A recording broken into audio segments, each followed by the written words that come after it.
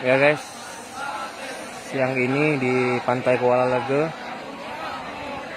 Ormas FPI dan gabungan dari berbagai macam daerah yang ada di Aceh Timur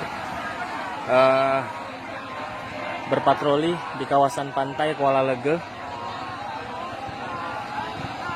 Saya tanya tadi dengan penduduk sekitar kenapa terjadi ini, karena terkait video viral wanita Aceh yang berselfie ria di Pantai Kuala Lege, yang videonya viral beberapa waktu yang lalu.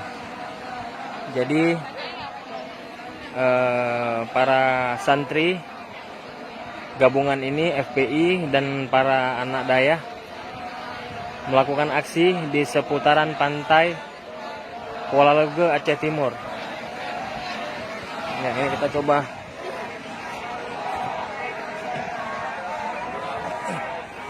Ini ada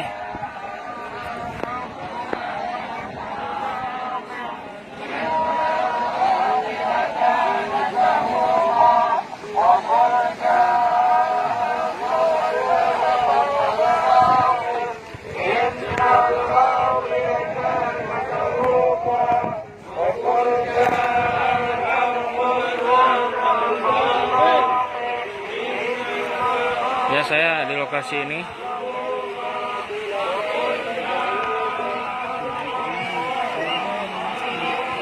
Ada sekitar